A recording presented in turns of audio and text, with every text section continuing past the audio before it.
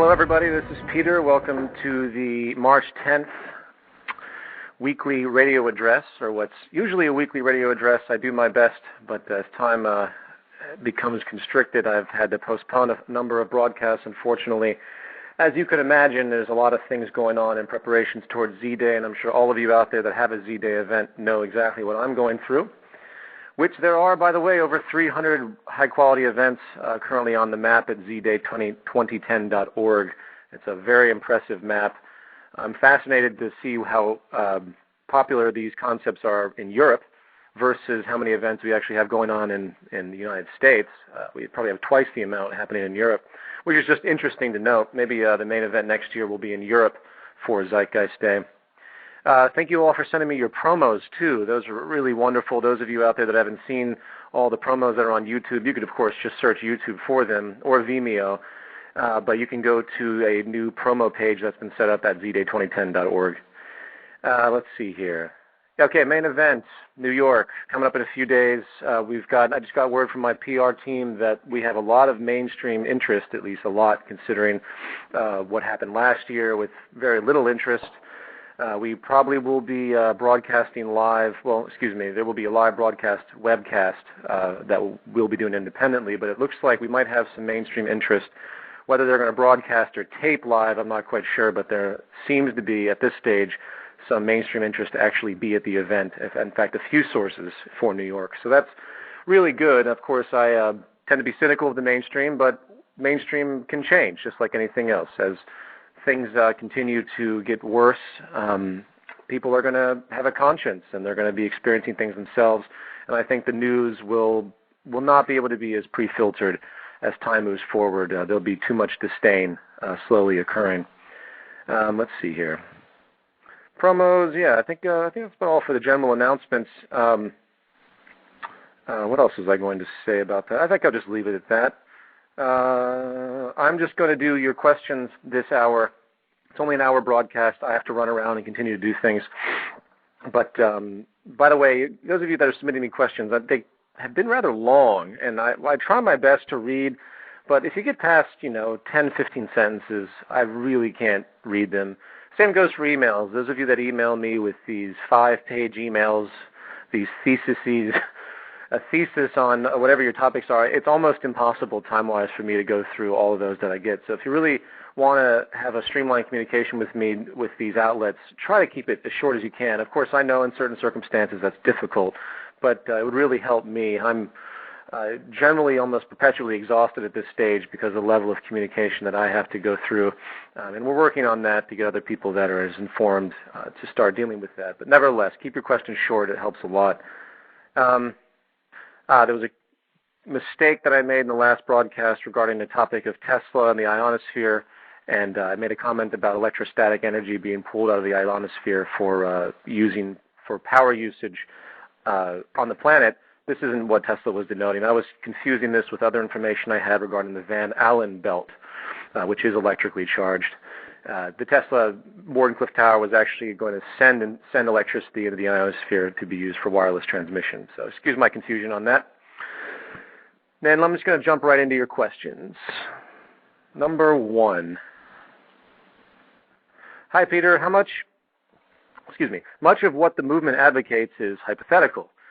And it sounds, as sound as the ideas may seem, they need to be tested. If they are not experimented with, then we are doing science. The method employed by the Venus Project is pinpoint accurate, and certainly no one can argue against the philosophy of empiricism. But the method itself does not yield results. So my question to you is, how do we test the ideas presented by the Venus Project, mainly that of humans' behavior in a system such as that of a resource-based economy? Why human behavior is what he's asking. Because a resource-based economy requires all the Earth's resources. How do we test these ideas without putting our planet in a possible failed experiment? Okay. First of all, if you remember back to Zeitgeist Addendum, Jacques says, we are here to update society to present-day knowledge. All the attributes that comprise a resource-based economy are already out there. All we're doing is realigning all of these scientific advents and technological possibilities into a system that actually has a social imperative. using what we know and applying it socially. All of the general attributes that comprise the system have already been proven. So what you're actually asking is, how do we test its application holistically? And that's exactly what Jacques is talking about when he says the city systems are one of the first steps that we need to do to move into the system. The city systems are the first city system to be built is a test city, as has been denoted. This is exactly what the point is. It's for testing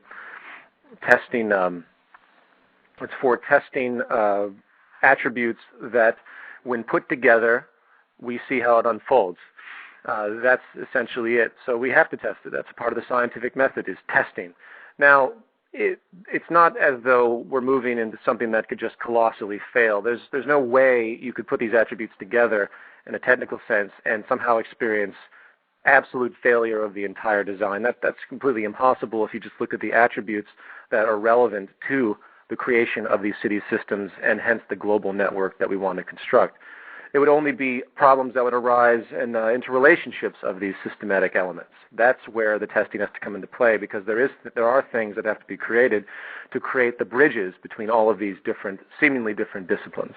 So I hope that makes sense. You brought up human behavior in the system, and that's, of course, an interesting subject. The question is, are humans capable of living in the type of environment that we denote? And I feel that there's an outrageous amount of evidence to show that humans are malleable enough to adjust their values into a sustainable system. In fact, I find it extremely implausible that humans would be unable to live in a society that's actually sustainable. It would go against every notion of what evolution does, if you will, that I could come up with. That's a bit of a stretch. Granted, there are cul-de-sacs in the evolution of any species. There might be types of species that simply don't survive because they're not fit to survive. I'm not willing to condemn condemn the human being to that attribute, because we are extremely malleable. All social scientists, anthropologists, neurologists that I've come in contact with, virtually all of them, will discuss the fact that humans have certain propensities, but there is an outrageous amount of choice in regard to how those propensities settle. Racism, it's your decision whether to be racist against a black person or to be racist against a Jewish person or to be racist against an Arab person. That comes from your cultural background. Is there a natural propensity of the human organism to create an us against them? This is something to be considered. Well, if that is the case, then why don't we shift the them to being natural disasters and not the human being? Why can't them be things that are a threat to all of humanity? So anyway, I don't want to belabor all of that, but the human experiment, if you will, is a long, ongoing analysis. But either we learn how to survive in a sustainable system or we perish one way or another. So in the end, it's a moot point to me. The other attribute of this, I think I got both of those attributes. So number 2. Oh, hold on one moment here.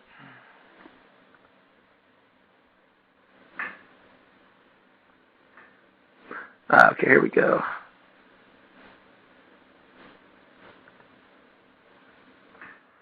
Number 2, hi Peter. When you addressed my question regarding Zeitgeist Chapters, volunteering, and charities, I think you misunderstood what I was saying. I didn't say that each chapter start a charity, but rather volunteer an existing charity. Oh, okay. Well, I apologize if I misinterpreted that. I've had a few people ask about the larger order activist attributes, and they suggest charities, and they suggest creating a foundation for a lot of the horrors that are occurring. And while I absolutely agree with this on a certain level, I think it's important to realize where our position is as a movement. We're not trying to be like everyone else. We're trying to address the actual root causes. Therefore, what we're doing to a lot of people seems very distant. But unfortunately, someone has to do this. Someone has to come up and say, look, we have a problem with the foundation of the system. We could start charities. We could create programs to help the poverty, and all those things are already being done. But, of course, all the people that organize these institutions really don't know what the real problem is. And I hate to sound arrogant in that statement, but I'm firmly convinced that all of the activist organizations out there, unless they're willing to address the market system itself, then they don't have a clue as far as I'm concerned. And that's really the realization of what we're talking about. The source of the majority of the social problems we see is because of the market system and the systemic attributes that spiral out of the general mentality and incentive mechanism, not to mention waste mechanism and everything else that keeps occurring, that is a result of this profit-based system. I'm not even going to go into the whole list of those attributes. But my point being is that we're not a charity. And in the future, as we get larger, maybe certain attributes could be created where we have projects that actually try to relieve some of the problems. But as of right now, let's simply focus on the larger order, overarching attribute that we're trying to make the public aware of. Number 3, hi Peter, are there any high-quality versions of the Zeitgeist films? I believe high-quality versions will make it more probable for TV. Well, yeah, they're DVDs. You can get the DVDs. If someone wants a tape, they have to email me and request a tape and pay for the transfer because they're very expensive. Number 4, Peter, I was curious as to where you get your news from everyday sources. What would you recommend everyone to get unfiltered, unbiased information and news? That's an interesting question. That's a tough one because very simply, almost all news organizations have some level of biases or some level of misinformation, and some are better than others. Here's what I do. I mean, I know at the end of the addendum I said, bypass the news stations. And what I mean by that is don't give them the satisfaction of you participating in their ratings. What I do when I watch CNN, I don't watch anything actually, when I review the information on websites from CNN or Fox or any of these, I look at what the main talking points are, and then I do a search. I do a search in general, and then I do a search of independent agencies such as Alternet, Corp Watch, Global Issues, even the Huffington Post can be okay at times. I've been actually really surprised with the Guardian and the Washington Times recently with some of the things they've had the courage to talk about. But what you do is you begin to compare the information. We have to compare the information and make our own decisions, our own intelligent decisions about where the biases might lie. If you look, for example, at the Iran situation, or the saber-rattling for Iran, if you see what Fox and CNN says about these relationships, and then you contrast them to independent media and some of the information that's been gathered, that shows a different picture, shows that the U.S. has a very strong interest in many attributes of Iran that I'm not even going to go into, and it has nothing to do with the fear of nuclear holocaust, which is what the general toted line is. This is the type of stuff that everyone needs to go out and kind of research for themselves. So it's not any one source that I think is the point. Alternative is definitely going to be better than mainstream, but you have to kind of go between both of them. And that's what I would suggest. It's not a one-shot, easy thing where you can just trust one singular organization. You have to really use your own judgment in the filtration of any news media, I've come to realize. Number 5, hi Peter, is there any chance you'll be upgrading the radio addresses to video addresses with occasional guest speakers? That's way beyond my thought processes right now. I don't really consider the radio show to be some kind of institution where it gains that much, there's that much interest in the sense of going out and making a video show where I stare at some monitor while I'm talking on the phone that I'm talking on. I don't really have much interest in that. As far as having guests on, this is a radio address, and it's more of an informative thing where I answer questions and I give updates on things that are happening. It isn't necessarily a radio show in the sense that I have on lots of guests and we talk about different topics, and ideally they would be related to what we're talking about. In the future, I hope to do that, but I just don't have time to go out and book and arrange for people to come on the show. In time, maybe I'll get someone in the movement to help me with that and contact different people. I have a list of people that I have considered bringing on, but I just haven't felt it's really the point in time that that's necessary. I see the general lack of awareness and I see both sides. I see people with a lot of awareness, and I see people with a certain ignorance, and they're just not clear on things. I still think it's important to really try to solidify this information. As we all probably have realized by now, people project like crazy into these concepts. I did a radio show earlier this week. It was kind of a mainstream show, and I was blown away by the statements that I made and how everything was projected into what I said. They didn't really listen to anything I said. And that happens a lot. I know I'm in trouble when I go on any radio show and the guy not listening to what I'm actually saying, projecting into what I'm saying, says something to me like, well, if you don't like America, maybe you should just leave, having no idea that the attributes that are problematic in America are systemic throughout the entire planet at this stage because of the global economic system that's in place. So it's a danger, and that's why I'm still trying to do the best I can. I hope I'm helping by relaying over and over and over again the important attributes. The show will shift in its focus eventually as I build a database of all the answers that have been occurring, which I'm still intending on doing. So, number 6. Other than value changes, how can you explain to skeptics where people would live? The argument I hear is many people would want waterfront properties, which is limited. How do you prevent jealousy from forming when the majority would be required to live in an apartment while others live on beachfront properties? I suspect that they would be shamed. They would be shamed, which is counterincentive, but not everyone would be shamed. How would that be addressed? Well, first of all, we live on essentially a finite planet. Not every person can have everything, and we all know this deep down. The American culture and consumption patterns and the manipulation of money, the ladder of elitism that's created by monetary acquisition, gives, first of all, people with an immense amount of control over certain resources that others can't have. And it also creates the illusion for the culture that anyone can aspire to that level. In fact, the Citigroup documents that I talked about before, actually I'm not sure if I brought them up on the radio, but I'm going to talk about them a little bit in my presentation in New York as just a juvenile example of how people think in the higher echelons of the corporate and financial world, the extremely wealthy and elite.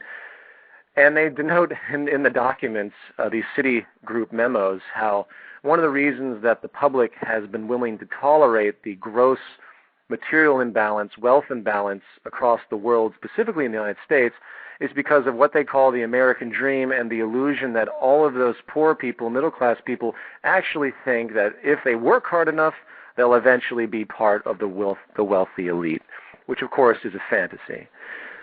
It's been shown through social mobility studies definitively that if you're born into a poor family, odds are, probabilistically speaking, you will be poor the rest of your life. If you're born into a rich family, you will be wealthy the rest of your life. The dynamic of the social structure and class relationships guarantee that, and the very inherent nature of the financial system it guarantees that as well. I've given this example numerous times. If you have $1 million and you put it at a 5% CD, and you put it in a 5% CD in a bank, you'll get $50,000 back annually just because of that 5% CD. It could be a derivative. It could be anything. We'll use the CD as an example. And simultaneously, if you are a poor middle-class person that can't afford to buy a home, can't afford to spend $80,000 on a home, you have to take out a mortgage to create that money, which you owe debt to, you owe an interest on. The interest you pay into the bank is the same money that's going to be turned around and given to the wealthy elite, with the wealthy individual with $1 million, making $50,000 from doing absolutely nothing. So, in other words, the system guarantees stratification. It's built in. It's class discrimination. It's a form of automated segregation. So, back to your question, which I deviated from quite dramatically. Everyone wanting everything everyone else has is not going to work, and it never will. The way that we see home relationships, housing relationships, is that people will move around. People will have an opportunity to vacation, if you will, anywhere they would like. The propensity will be for people not to stay in one place because they have no reason to anymore. The property relationships aren't there. The need to have a job in one location is not there. In fact, even if the monetary system is maintained due to what will eventually be an information economy in the future, which I don't think will possibly work to keep everyone employed, most likely the idea of corporations won't even, in an office environment, buildings that are corporations where people go to, that probably won't even exist anyway, but that's an aside. People will have an interest to move around. They won't have the baggage of sitting in one place. So there will be opportunities for everyone, I believe, for them to be wherever they like to be. Plus, it's really erroneous for people to assume that everyone would want a house on the beach. That's a specific cultural value that some people have, but not everyone has. So in the end, it's a materialistic, kind of a vain disposition. I'm not calling the person that asked that question materialistic or vain. I'm just saying that those that ask that question really aren't thinking through the problems. Once again, we're not moving into a utopia. And let's say, for example, there is conflict that is generated from two people wanting the same piece of property. Well, resolution can be found in other means. We don't have to have the monetary system as the only way to resolve conflicts between human beings. It's childish and juvenile. Lawsuits, everything else. People need to grow up. And they'll be able to interact in ways in the future without the burden of money that will really elevate society to another level as far as human behavior.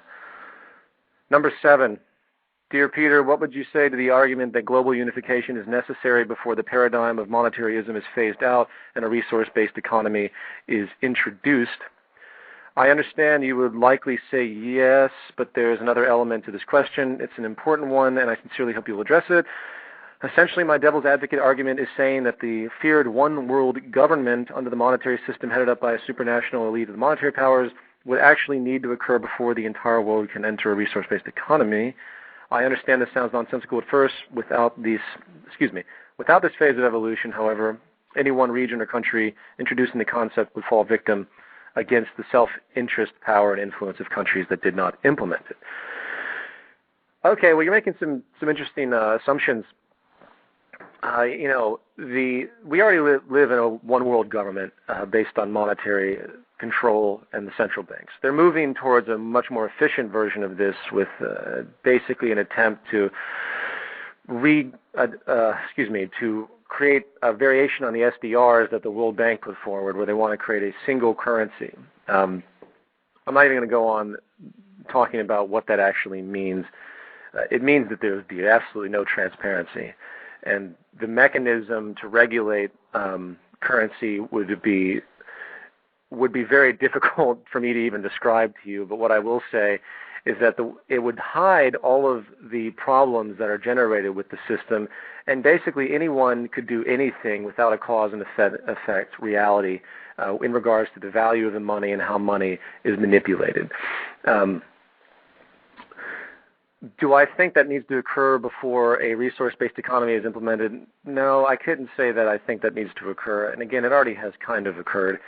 I think that people just simply need to realize that they need to engage in sustainable practices, and it becomes a global phenomenon to be sustainable, and I'm being very simplistic here.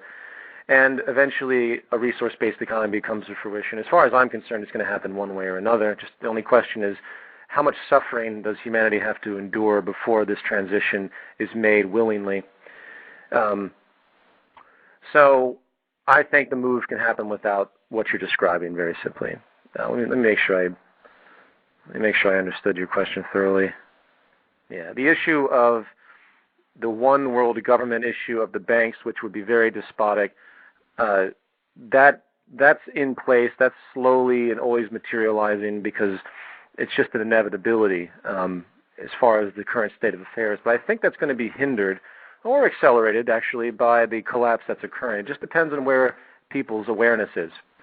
If what we're doing is trying to give people an alternative at this stage, to let them know that there is another system out there that is entirely different than what we have and that can work.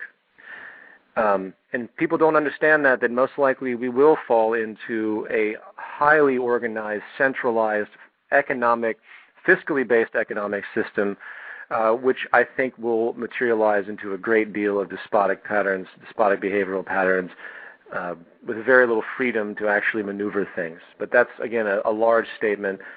That's a big one, and I can't predict the future, but nevertheless, I'm going to leave it at that. Dear Peter, in your June 17th address, you said the German Facebook equivalent of the Zeitgeist Movement, over 10,000 members, had been banned. What is the status on this? I left that to the German Zeitgeist Movement group. I don't have time, unfortunately, to engage. I did a series of things and personal emails and then emails that other people sent, and I'm just moving forward.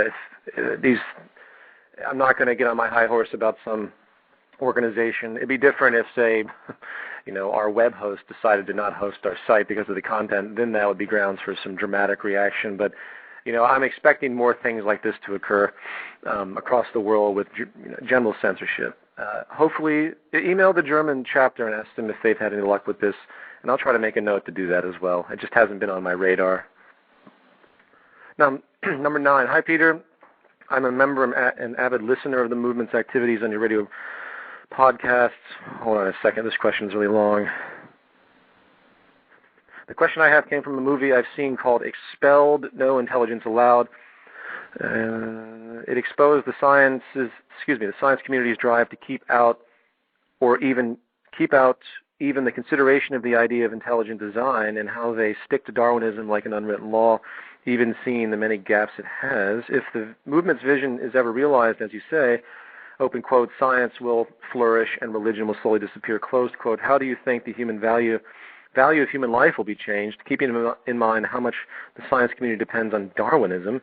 In my opinion, thinking of human life and death as nothing as a natural process distorts our values and morals as a society in a horrific way. I might go so far to say that if you ignored religion completely, that some of Hitler's ideas are logical, and if so, why not morally good? The movie brought up many more questions, and I would like for you to go deeper into the issue, seeing the movement's complete dependence on science. Okay, there's a lot of things in this one that, where do I begin? Okay, I'll begin with the overarching point. The idea that science and its application is automatically related to Darwinism is not true. There are many facets of science in the field of science and all the technological aspects and all the biological aspects and all the physics-oriented aspects. Darwinism is just another subset of the scientific body of work, if you will. In fact, I don't even really regard Darwinism personally. It has its obvious application, it has its speculative flaws, but we know on the molecular level, Darwinian theory actually is functional and works. Now, social Darwinism, what you describe, I give no credence to social Darwinism. And just because someone like Hitler, evidently, who, by the way, considered himself a Catholic, if I remember correctly, Hitler wasn't a self-proclaimed atheist. Hitler saying that it's Darwinistic for him to do the evil acts that he did, well, I think that's a stretch. It's a stretch of any madman. It's the stretch of just as equally as much of a stretch as all of the right-wing Christians that said the Iraq War was a religious war against Islam. And there's still many lunatics out there that think this way. Suddenly, even George Bush really sort of hinted at this in his rhetoric, trying to pull in the Christian right to think that this was a religious war. So to dismiss science in its social application because of the behavior of other individuals that use it for perverse reasons is really not fair.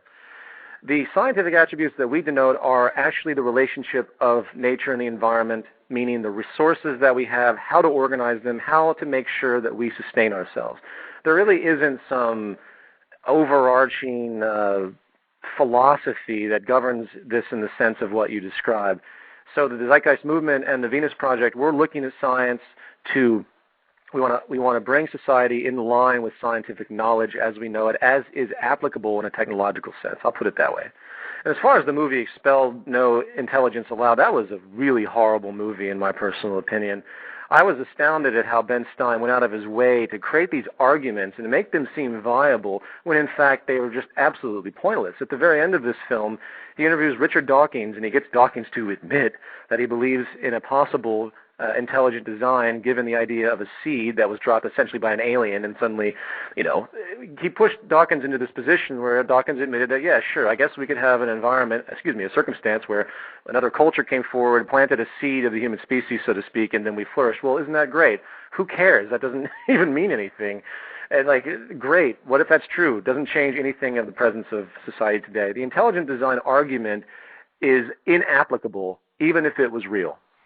Even if everything the intelligent design community said was true, I don't see how it actually has a functional relevance to anything in regards to how society operates. So let me make sure I answer all the attributes that you discussed here. Yeah, I think I did. And I just want to reiterate, Just because people use science for bad does not mean that is the representation of science. In fact, I'll say just because people use religion for bad, as has been historically true with the Crusades and the Inquisition, doesn't necessarily mean all attributes of religion are bad. I will say religion is probably the greatest cause of death and suffering on this planet holistically and historically, but that's interpretation of religion. There are also many beautiful people that practice religion that have a balance, that know where to draw the line into fanaticism. And I look at everyone as an equal human being with different hats and clothes they're wearing. Some people's hats and clothes have certain directives that I don't think are relevant. They're not fashionable, if you will, in an empirical sense. And some people are more in line, and the clothes they wear actually do something functional. That's a terrible analogy, but I'm just going to stop there. So, I hope that answers your question. Number 10. Hello, Peter. Have you considered making the Zeitgeist Movement a charity or nonprofit? Okay, I already answered that one. In the future, we might consider something like that, but it's really not our position right now. Someone out there has to give the overarching attributes. Someone out there has to have the courage. There's got to be a group out there with the courage to say, you know what? The inherent system is flawed. The system itself is bad. The game we're playing is inherently broken. Just because we're stuck in the middle of the game doesn't mean we have to constantly keep playing it. And well, actually, I guess we do, but not to the fullest extent. We can't ignore the overarching problem just because we're stuck in the middle of the problem. Number 11. Hello, Peter. I have two questions. I recently watched a documentary which stated that, open quote, conventional money is not created by the government, nor is it created by the central banks, but it is primarily created by the banking system. Oh, close quote. However, in part one of Zeitgeist Addendum, you said that the government must sell bonds to the Fed, and in return they send the money to the government. I would like to know a further clarification on this. Isn't that the Fed is the... That's a weird one. Hold on. Is it that the Fed is the only one that prints money through the mint, or can they also make bank accounts? Okay, you're just a little bit confused. What happens, the initial starting point of money, if you will, which is... It's just a big feedback loop, so it's hard to find a beginning and an end.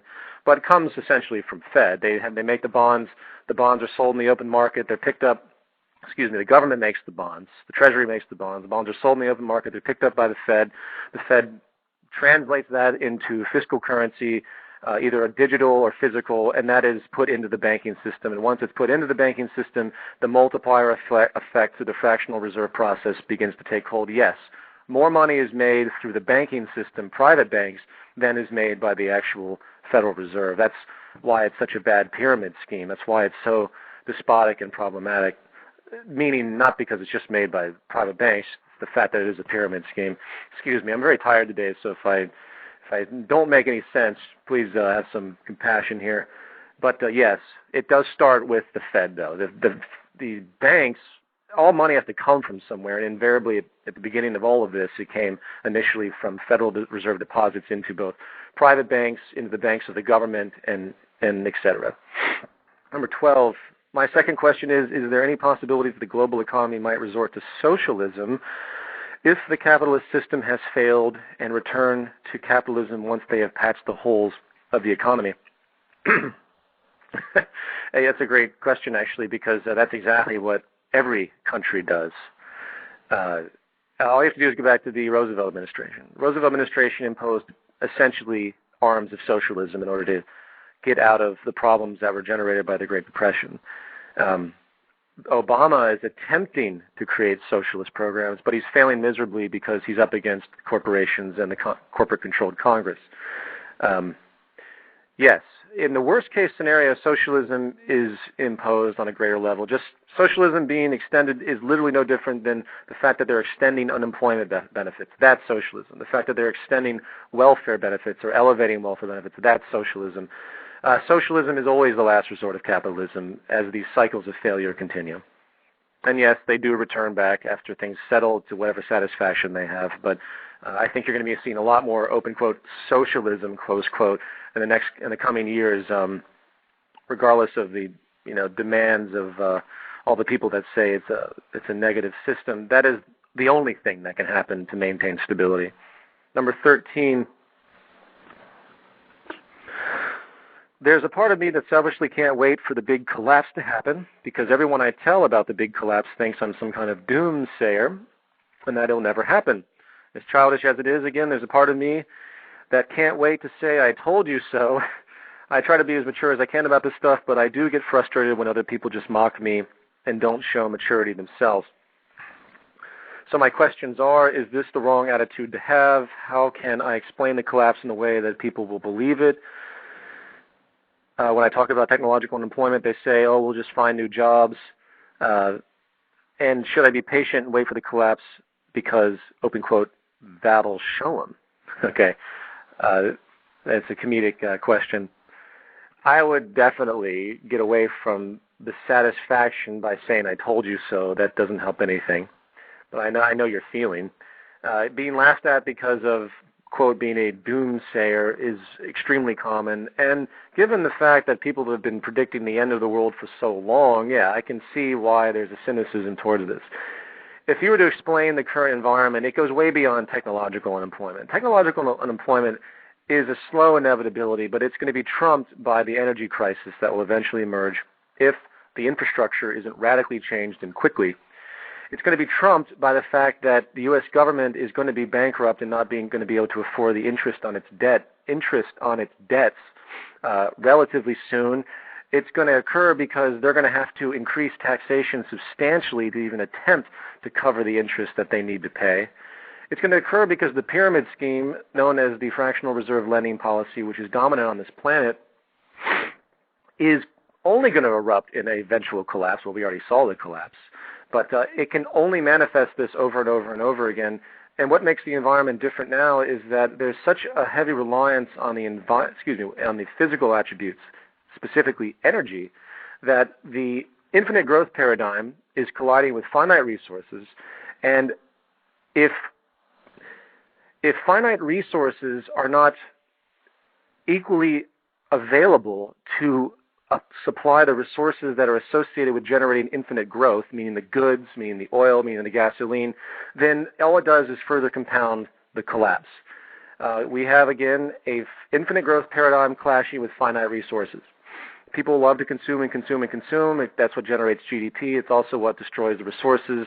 I recently read a statistic that said 75% of every form of production essentially ends up in waste, meaning for everything that's created, 75% of the attributes used is actually waste products. It goes to landfills and everything else.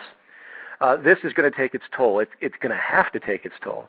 So whether the collapse happens meaning the real collapse, happens in 2 years or 20 years, it really doesn't matter unless some dramatic changes are happening. And the only type of real change that's going to solve this, in my opinion, is a move into a sustainable system that's not based on expansion. It's based on a steady growth economy.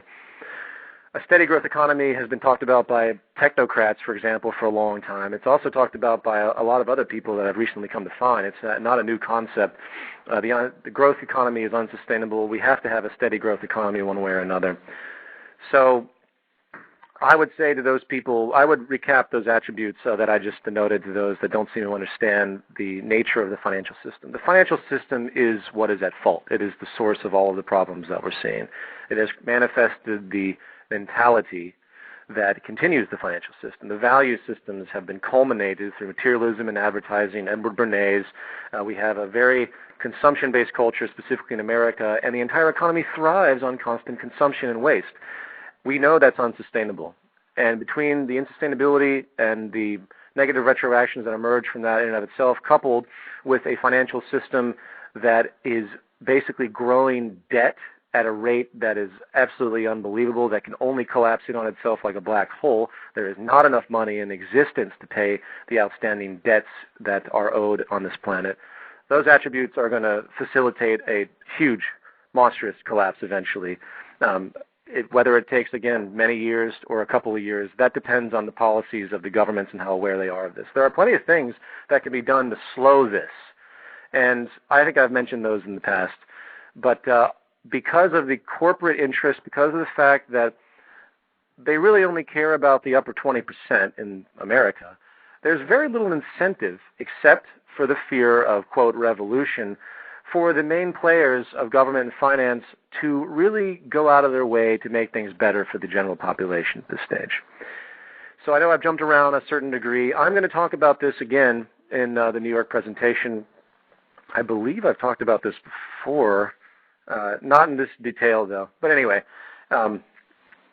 just relax and don't have the mentality of I told you so. I don't want to see collapse occur in this level. I don't want to see all of our infrastructure be unrepaired because there's no money. Michael Rupert made a great comment to me to the effect that, because of the current state of affairs, there isn't going to be enough money out there to create the infrastructure changes to move into the type of economic system, to create the cities, and he's probably right. There is not going to be enough money, which means that, that doesn't mean that there's not going to be enough resources, but there's not going to be enough money. It's going to take, it was estimated that to make a global infrastructure change for energy would be $22 trillion globally. $22 trillion. Where is that money going to come from to create the necessary infrastructure to move into all the renewable energies that are needed for the growing population and the diminishing supply of hydrocarbons? It's not going to materialize, which is why we need to get out of this system in order to make these types of changes happen. So I think I've belabored that enough. There's a number of different angles, and I hope that was relatively clear. I probably could make a list for that, but I'll make a note for my New York presentation to make sure that point is covered in the multifaceted aspects of collapse.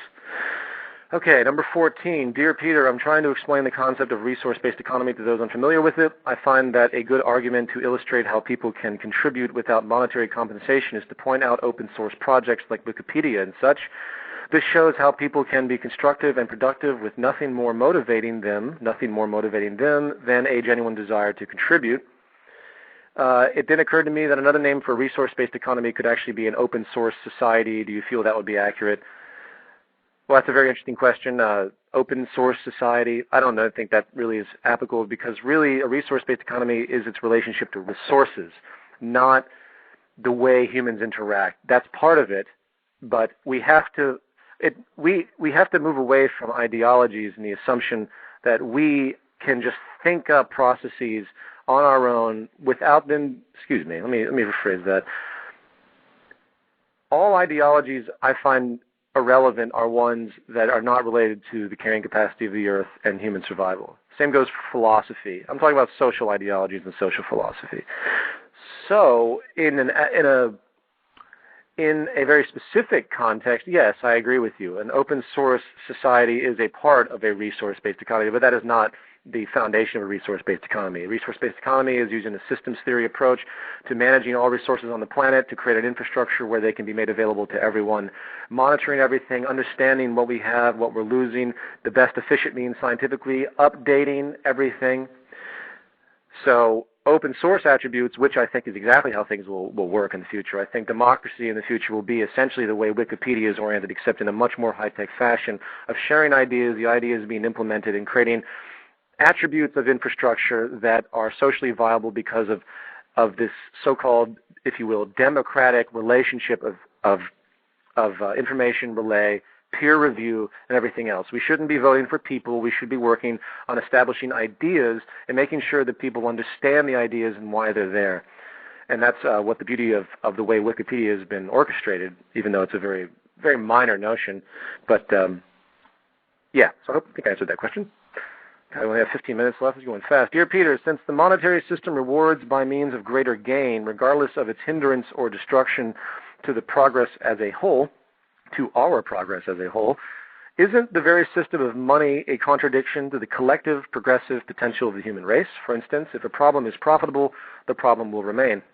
Well, I couldn't have said it better myself. That is one of the many very serious problems of this system, is that the incentive is only in part there to help humanity. The other part of the incentive, the dominant incentive, is to figure out how to make money, and as much money as possible in any way possible. That is the motivation for survival. And the fantasy, the mythology, that incentive, which, by the way, is the only attribute I can come up with that's positive in the system, the incentive attribute is only in part. And I guarantee you that if I was to sit down and analyze those that have contributed the best to society, those few people, the Teslas, even the Edisons, all the great inventors that have contributed to the majority of things you see around you, they really didn't have a complete monetary incentive. And all the other ones that are out there struggling for survival, they're willing to do anything they can to make money. I've been in that same position. I've done many so-called unethical things in my need to survive from bootlegging cassette tapes and selling them to friends when I was a kid. Anything. You'll do anything. People will do anything to make money in this system. Just put them in the right circumstance. They will figure out a way to justify it. Number 16. Hello, Peter. Who will run or make the decisions in a resource-based economy in which you answer... Sorry, this is kind of truncated. Maybe Okay. In regard to the question, I'm going to paraphrase, who will make the decision in a resource-based economy, you tend to answer, it's not who, but which methodology that is important.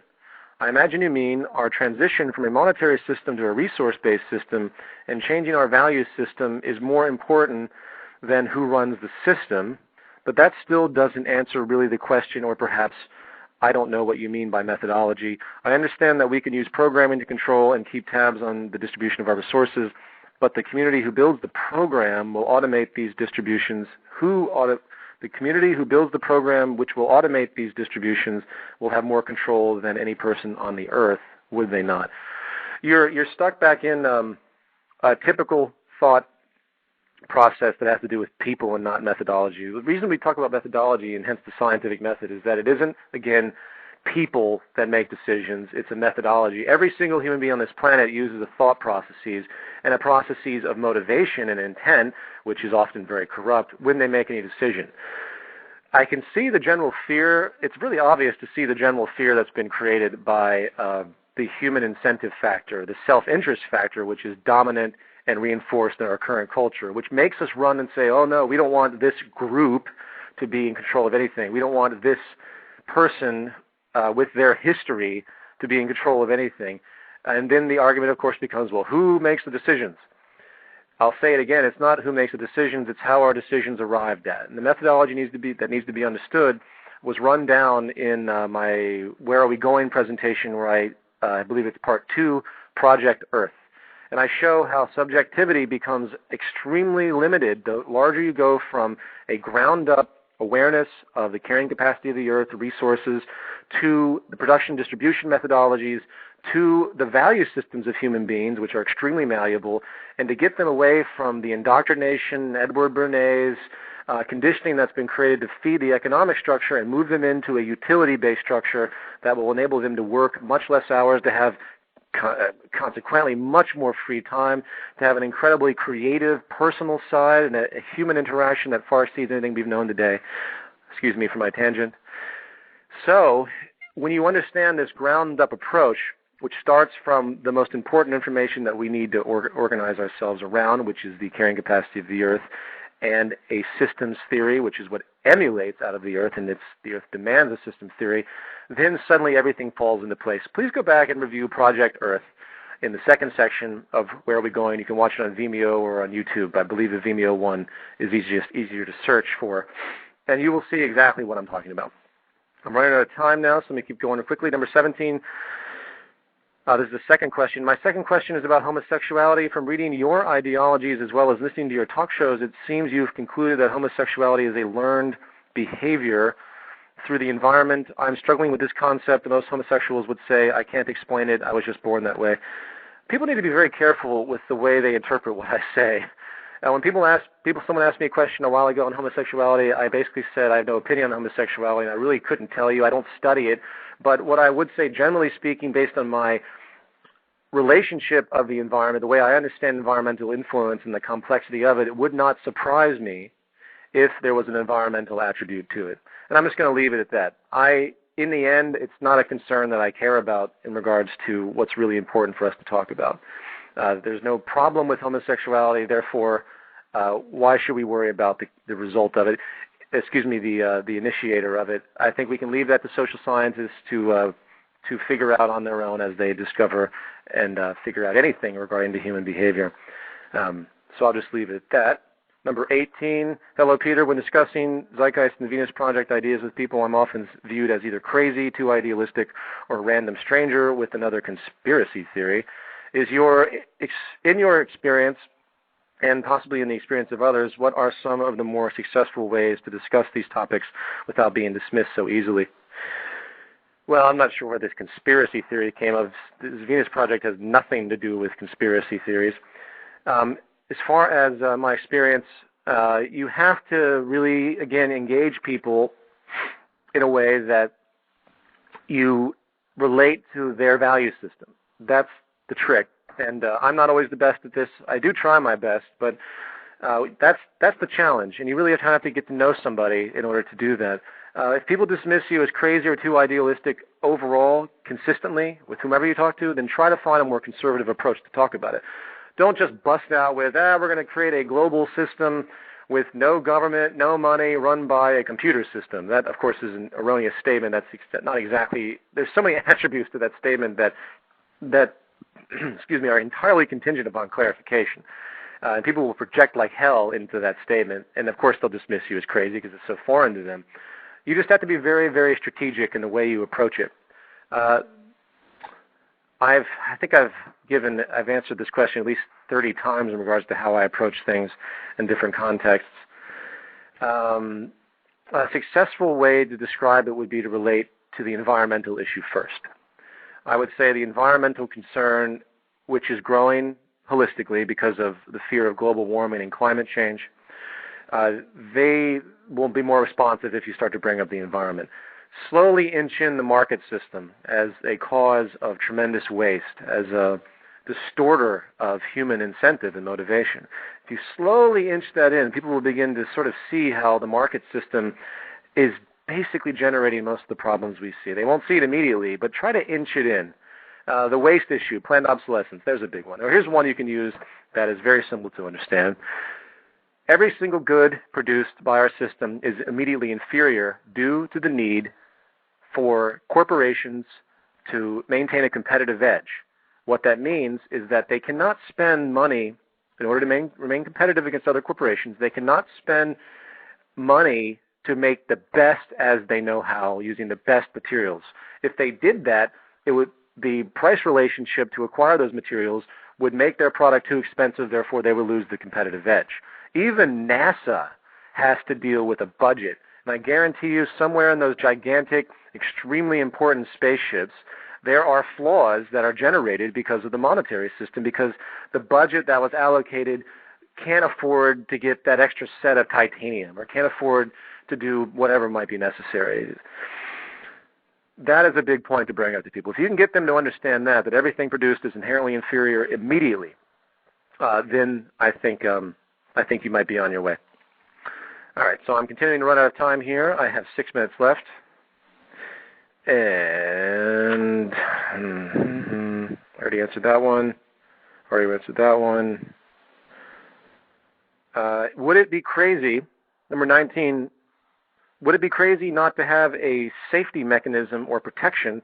I understand the idea here is to shape people's minds against violence and crime, but if hypothetically, for example, a group of crazy extremists launched an attack on a city, is there some sort of either robotic or volunteer defenses?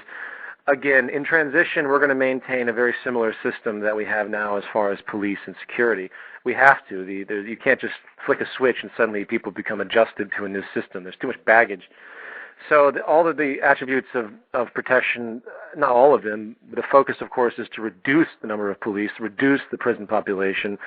No more will there be privately owned prisons where you get paid to have prisoners, which is the sickest concept you could come up with. You will have, as we solve social problems, the criminal mentality, if you will, which is not the right term, but I'm going to use it anyway, will diminish provably. Therefore, in time, it will become very rare for such violent acts to occur because there's simply no reason for it.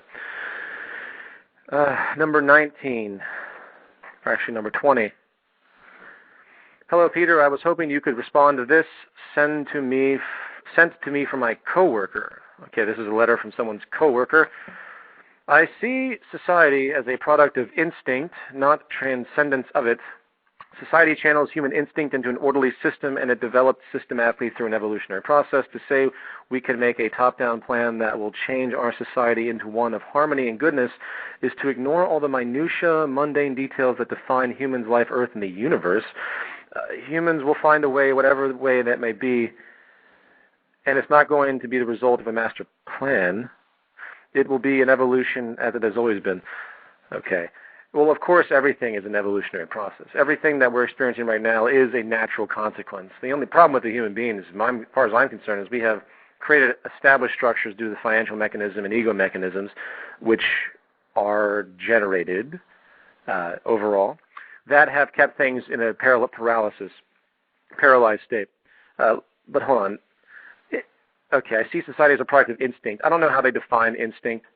One of the giveaways of someone that doesn't know what they're talking about is when they throw out the word instinct arbitrarily, as though they've sat and studied the attribute of instinct for the past 30 years of their life, as though they're qualified to have any opinion on what instinct means. It's just thrown out there for people when they see something reoccurring in their environment. They jump to the assumption that it must be hardwired into the individual.